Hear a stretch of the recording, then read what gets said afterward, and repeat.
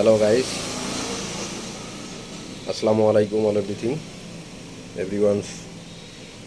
সবাই কেমন আছেন? আশা করি সবাই ভালো আছেন। আমি যে বিষয়টা নিয়ে কথা বলবো সেটি হচ্ছে যে আমি দেখাচ্ছি, আপনি অনেক দূরে গেলেন।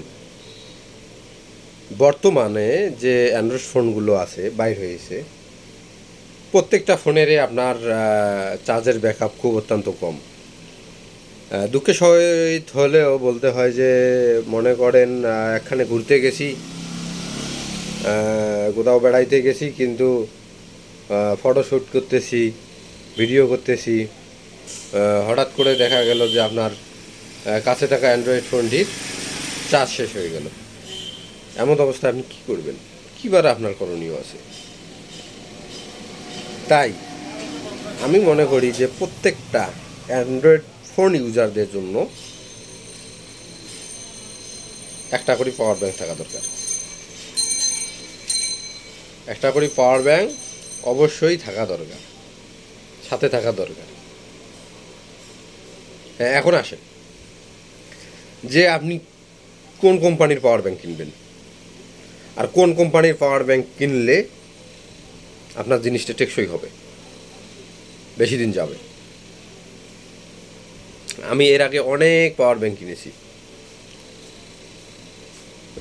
বাজারে কিছু সস্তায় পাওয়ার ব্যাংক পাওয়া যায়, সেগুলো ভিতরে পাওয়ার ব্যাংক খুলে আমি দেখছি। আমি নিজে যেহেতু সার্ভিসিং করি, আপনারা জানেন, আমি ওই পাওয়ার ব্যাংক খুলে দেখছি ভিতরে গ্লাস দেওয়া, মানে ওয়েট বাড়ানোর জন্য। পরবর্তীতে চার্জের ব্যাকআপও কম থাকে। পরবর্তীতে আমি শাওমির, দেখতে পাচ্ছেন, শাওমির একটা পাওয়ার ব্যাংক আমি কিনে নিই। অনেক পুরাতন হয়ে গেছে, 20,000 এমবিআরের 20,000 এমএসের আমি একটা শাওমির পাওয়ার ব্যাংক কিনে নিই। এই শাওমির পাওয়ার ব্যাংকটা কেনার পর থেকেই আমার চার্জ নিয়ে আর কোনো ধরনের সমস্যা নেই।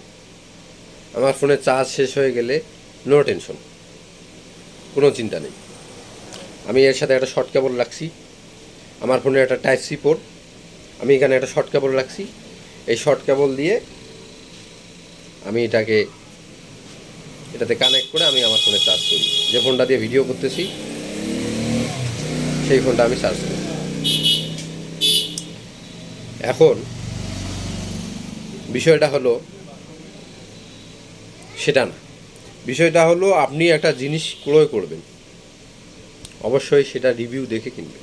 প্রত্যেকটা জিনিসের রিভিউ দেখে কেনা দরকার, তাহলে আপনি ঠকবেন না। যাই হোক বন্ধুরা, এটা শাওমির, এটি একটি পাওয়ার ব্যাংক। এটা 20,000 এমএসের একটা পাওয়ার ব্যাংক।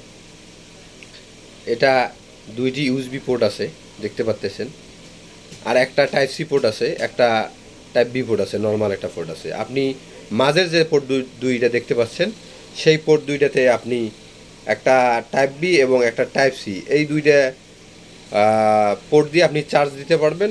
আর বাকি দুই সাইডে যে দুইটা ইউএসবি পোর্ট দেখতেছেন, সেই ইউএসবি পোর্ট দিয়ে আপনি আপনার মোবাইল ফোনে চার্জ করবেন। আমি আশা করি ভিডিওটি আপনাদের ভালো লাগবে।